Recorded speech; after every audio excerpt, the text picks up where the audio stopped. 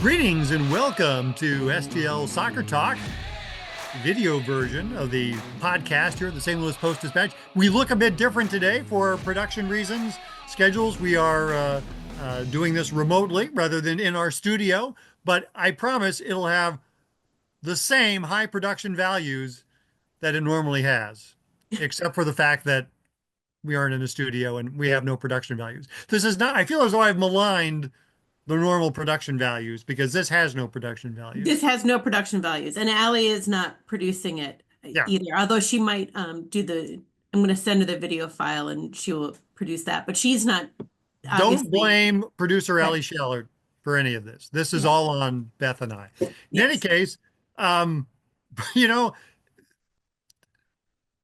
the City played on Sunday, and boy, it's that talk about a game that left you flat.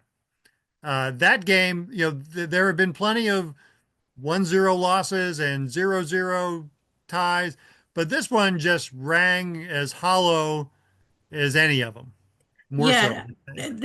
They definitely played a very different game when they came back from the weather break. And it's too bad the team didn't play with that level of intensity and offense the rest of the game. They may have actually been able to score. Um, but at times it felt less like plays and more like panic, even in that Mm. last 20 minutes, especially in that last 20 minutes. Yeah. Um, They were ineffective, honestly, and it comes back to, and I think this is for probably many of our viewers are going to say, what kind of a lineup was that? I mean, they were so lacking in attacking players in there that you had Marcelo Hartel and Simon Betcher, and that was kind of it. I mean, Alfredo Morales filling in for Edward Leuven, and I think Morales is more kind of a okay, bad things won't happen, but it's not like didn't seem like he was driving a lot of offense, and I think that's the nature of his game at this point. But I think once you got into the second half and after the break, when they had Pompeo and Klaus and Thomas Ostrak and still Hartle and Field, that was the point where it actually looked good. right, That was the best part of the game, and it was almost like if Olaf Melberg was waiting for a message, like this is it. Look, if you have more attacking players on the field, you will get more attack because they held the ball better than they did in the Philadelphia game. But then there was the last, they would cross the ball into the box and it would go nowhere. What they It was like 30 plays into the box, of which they got two shots on goal. And so it was like a message: more offensive players to be on the field will help will this help team's the offense. offense.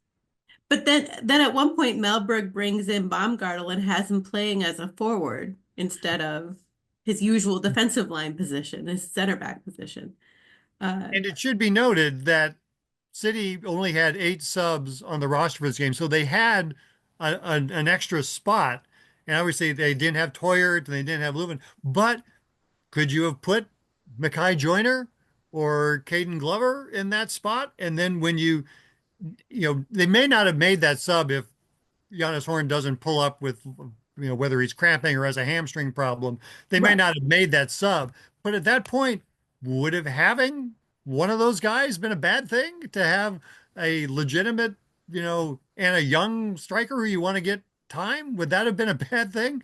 I don't know. And because they both then played a couple hours later in the City 2 game. So it's not like they weren't good and couldn't play the 5 minutes, or with stoppage time, 8 minutes that they were going to need there. So, yeah. So that was something left lacking there. Yeah, a frustrating game. We did see the team, as you mentioned, the possession was better during the game.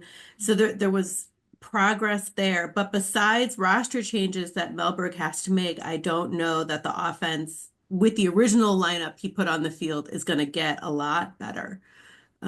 So we'll see what happens this coming week, I guess, in Kansas City. And there's a lot more to talk about there, and I'm sure that we will on the podcast. Yes, coaching change in Kansas City for the first time in 16 years.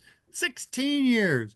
Anyway, yes, more of this on STL Soccer Talk, the audio edition, the podcast available to Post-Ascent subscribers, and more in print at stltoday.com. And Beth, I'll see you over there. All right. Take care. Be seeing you.